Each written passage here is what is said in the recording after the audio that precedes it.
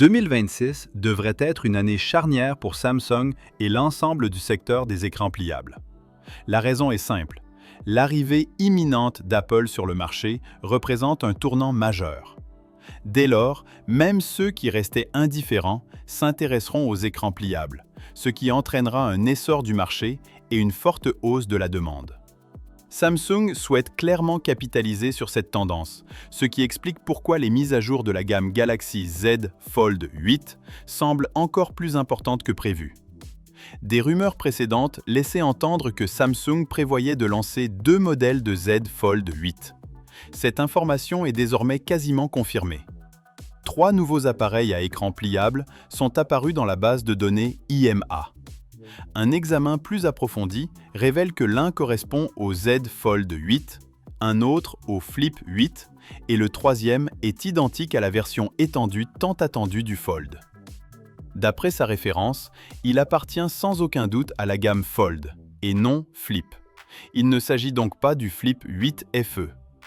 Il est presque certain qu'il s'agit de la version grand écran du Fold dont tout le monde parle.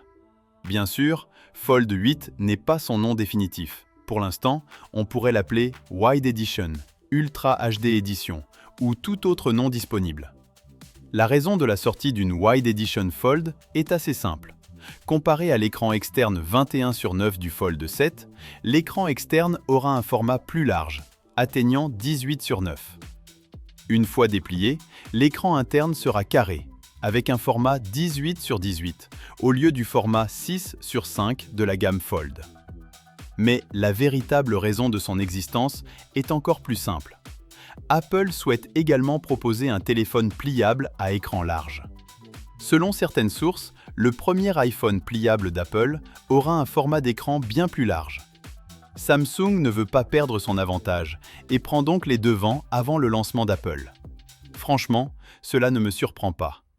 Nombre des décisions récentes de Samsung semblent davantage motivées par la volonté de prendre l'initiative avant Apple que par la recherche d'une innovation originale.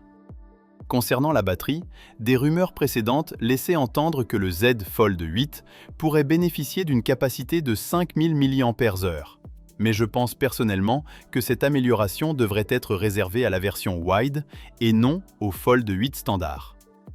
J'ai du mal à imaginer comment Samsung pourrait conserver le design fin et léger de la version standard tout en intégrant une batterie de 5000 mAh. Est-ce possible? Peut-être. Mais est-ce probable? Je pense que c'est peu probable. Avec une capacité de batterie accrue, il est naturel de s'attendre à une vitesse de charge plus rapide. Les dernières rumeurs le confirment. Le Fold 8 et le modèle Wide seraient compatibles avec la charge de 45 watts. Pourquoi pas 60 watts comme le S26 Ultra? Bien que cette fuite provienne d'une source peu fiable, Samsung a toujours eu tendance à proposer des spécifications légèrement inférieures pour la gamme Fold par rapport à la gamme Ultra. Ainsi, puisque le S26 Ultra supporte la charge de 60 watts, il est logique que le Fold 8 passe à 45 watts. On ignore encore si la version Wide conservera 45 watts ou passera à 60 watts, mais 45 watts semble au moins une certitude. De plus, à l'instar de la série S26, le Fold 8 devrait intégrer des aimants pour une véritable recharge sans fil magnétique, éliminant ainsi le besoin d'une coque dédiée. La vitesse de recharge sans fil devrait également être améliorée.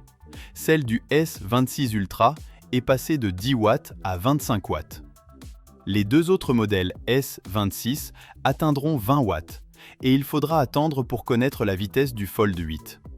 Des améliorations dans ce domaine sont quasi certaines. Fait intéressant, l'écran externe du Z2 Fold bénéficie d'un revêtement anti-reflet, une fonctionnalité sophistiquée que Samsung réserve généralement à ses smartphones et tablettes Ultra. Le design à 3 volets utilisant cette technologie, il est probable que le Z Fold 8 en profitera enfin. Franchement, cette mise à jour était attendue depuis longtemps. Cependant, soyons honnêtes, l'écran interne des appareils pliables a encore plus besoin d'un traitement anti-reflet. Le pli reflète la lumière sous tous les angles, provoquant des reflets directs. Un revêtement anti-reflet sur l'écran interne constituerait une amélioration significative. En parlant de pliage, la caractéristique la plus marquante de la série Fold 8 est son écran sans jointure. Samsung et Apple utiliseraient, selon certaines rumeurs, une nouvelle structure métallique gravée au laser pour soutenir l'écran, éliminant ainsi les plis. Bien que certains détails techniques restent flous, si Samsung parvient à concrétiser ce projet, il pourrait s'agir de la mise à jour la plus spectaculaire de l'histoire de la gamme Fold.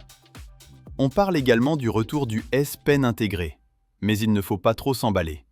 Il était absent du Z 2 Fold 10 pouces, ce qui réduit considérablement la probabilité de sa présence sur le Fold 8. Samsung a déclaré qu'il reconsidérerait la compatibilité avec le S Pen s'il parvenait à résoudre les problèmes techniques liés à l'utilisation du stylet sans couche numérique. Mais aucune information fiable n'indique pour l'instant que ce problème soit résolu. Il est donc préférable de ne pas avoir d'attente trop élevée. Rien de nouveau à signaler concernant l'appareil photo.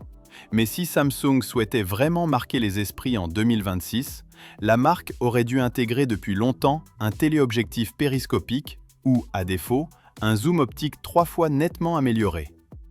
Actuellement, Samsung domine toujours le marché des écrans pliables avec une part de marché impressionnante de 64%. Mais la situation évoluera rapidement dès l'arrivée d'Apple sur le marché. Il est intéressant de noter que Samsung pourrait s'en réjouir. Si l'arrivée d'Apple dynamise ce secteur, le marché des écrans pliables dans son ensemble connaîtra une croissance importante. Davantage de personnes se familiariseront avec ces écrans, et Samsung, grand gagnant discret, continuera d'en récolter les fruits en fournissant à Apple des dalles pliables. Une situation gagnant-gagnant. Les consommateurs, nous y compris, y gagneront également, car la concurrence favorisera l'innovation véritable plutôt que de lentes améliorations progressives.